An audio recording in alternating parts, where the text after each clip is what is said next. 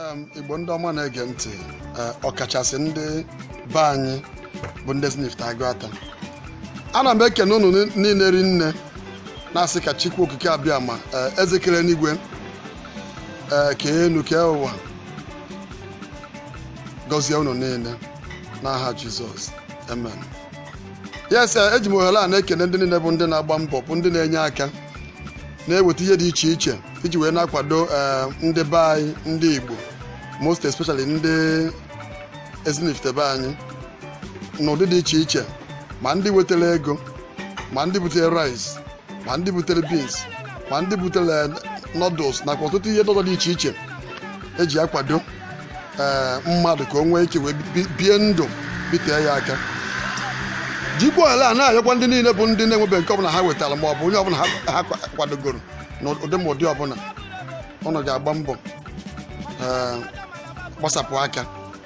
Ọ bụgodị na ọsọ ndị ụmụnna gị nye, ọgwa nnọọ dị villages nye, ọ bụghị ayịyọ, ọ bụrụ iwu, kama nọọ ụtọ nke nwanne ya, ọkụ nke ịfụnanya ka na ọ nke a bụ the reborn again, ya bụ mmadụ ịkụnye ọkụ nke ịfụnanya, nchegharị nke obi n'ime onye ọzọ.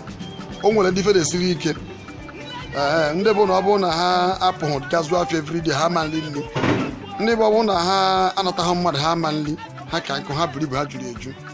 So ana m ekele onye ọbụla o wee bụrụ ya dịka m si na-ekwukwa, ana m ekele mmadụ niile bụ ndị nke wetegoro ife ka enye ndị mmadụ n'ụdị dị iche iche. Ụfọdụ wetara ha akpọ ha afa, sịsa akpọ n'afa sinye ndị mmadụ.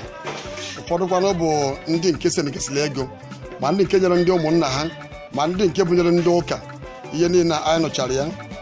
Ana m ekele mmadụ dịka Chief Sonny Agwa na Odoziakụ ya Mrs. Ebere Chukwu Agwa, Sonny Global, na-ekele His Royal High Majesty Igwe Aranazụ Nwa oji moto eme ọgụ Ezinifite Agụata.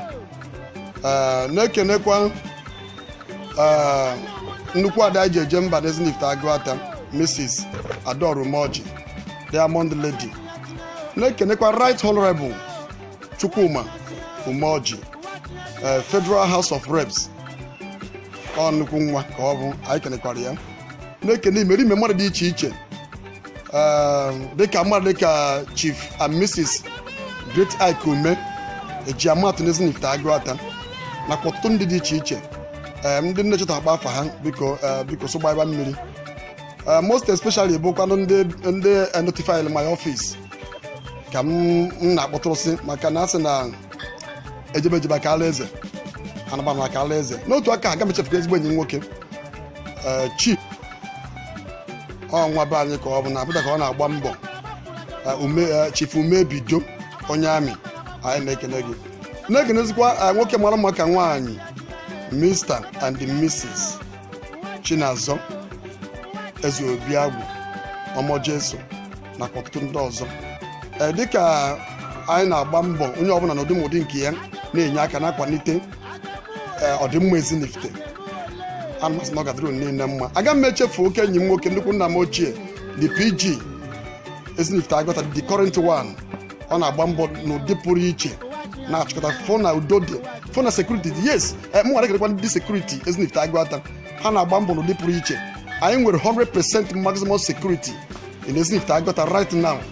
Ezinifite abụọzi ebe ọ na-abụ onye pụta ome ka o siri si ya. Ọ bụrụ na ige ntị ma ọ mee call, a ga-akọrọ gị. Ezinifite is more secured more than Abuja.